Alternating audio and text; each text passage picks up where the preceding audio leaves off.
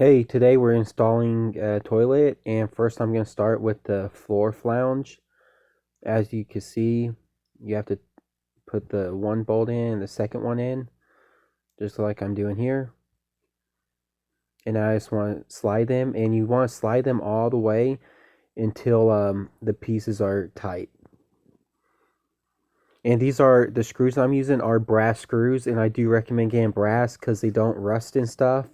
And my last screws I had here, well, the toilet was leaking a little bit where the wax ring was, so they did like rust away. But this one, however, brass shouldn't rust, so you should be good with that one. Now I'm going to install the screws. Now you want to install the two bottom ones first. That's what I'm doing here, and you do want to make sure it's a nice tight fit around the around it. And once you get the two bottom ones on, I'm gonna squeeze the top side in and make sure just the whole thing's tight.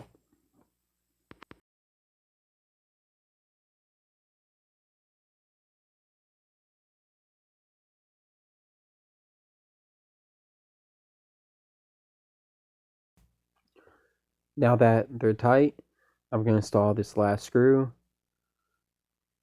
right here, and you're ready for the next step. And for the next step, I'm going to be using a rubber wax ring instead of the wax one that the toilet comes with, which is this one, because they don't last as long, and if you mess them up on the install, you could it's nothing good will happen. You have to make sure you stay on just perfectly the toilet, but with this one, it's it's easier. So this is the spacer, which I'm installing now. Then I'm going to install the rubber ring first. Which, if you use this, you don't need a wax ring. The downside with this is a little bit more money, but they are nicer. Now I'm going to set the toilet on. And you have to make sure you go, if you're using a wax ring, you have to go directly down on top of it. You can't slide at an angle or nothing. Now, as you can see, that spacer was way too high, so I'm going to cut the spacer in half and give it a second go.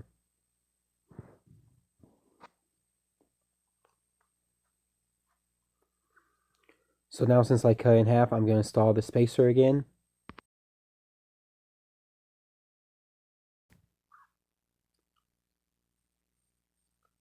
Now I'm going to install this and see. Hopefully it's still, it was about an inch high, cut off about a half inch, but I don't know. We'll see if it fits.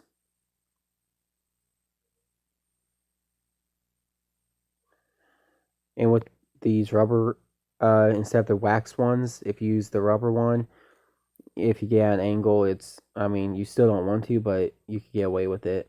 And as you can see, the spacer it was still a little too tall, so I'm not going to use it for this one. A spacer is more like if you have a thick tile floor and your flange sits a little low, then you should use a spacer. It just depends on the toilet or your floor you have. And as you can see, I'm, lined up, pushed it down, and everything's good. So now I'm going to remove the water supply line. And first of all, if you already have your toilet out, you should know you turn off the water supply. And I'm going to put a towel underneath here just so no water would drip, because there is still a little bit of water in the line.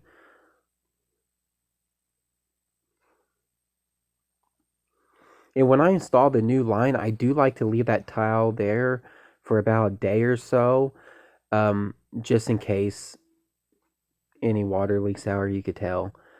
And which my toilet's completely sealed, nothing's leaking now because I made this video about 2 weeks ago.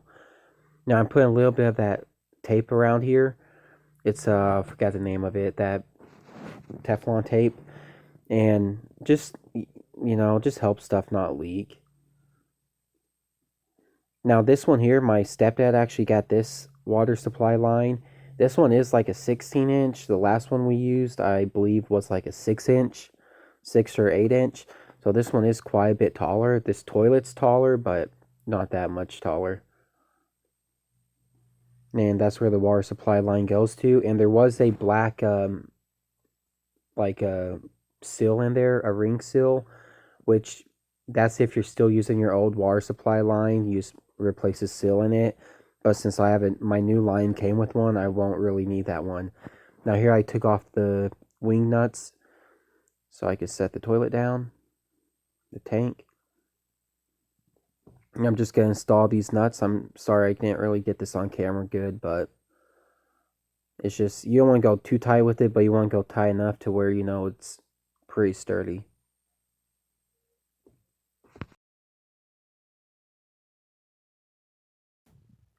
So now I put a little bit more of that Teflon tape. It's I undo a lot, just about one layer with it, and make sure you have your seal and your water supply line. It's just like a little black O-ring, but thicker. And you want to make sure this one's tight. Which one I'm gonna do here is just hand tight, but I do it pretty tight with my hands.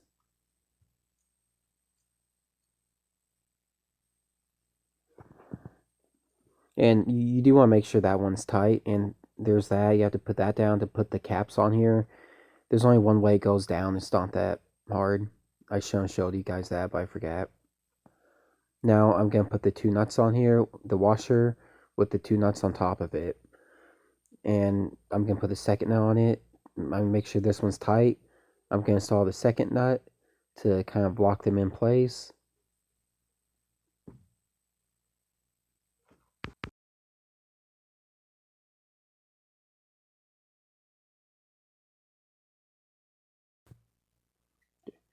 Now that your two nuts are installed, you don't want to make them too tight because it could, I mean, you're doing a clay toilet. And that cap, you do have to push down pretty hard. Now here it comes, let's see if it works now. I'm going to turn the water on. You want to start slow with it. And this video is sped up. That's why it looked like I turned it on fast, but I didn't. So you flush the toilet once, it fills up the bowl. Flush it the second time, it flushes. And that's it, man. That's how you install the toilet. The next step I have to do is just put the lid on and we're good to go.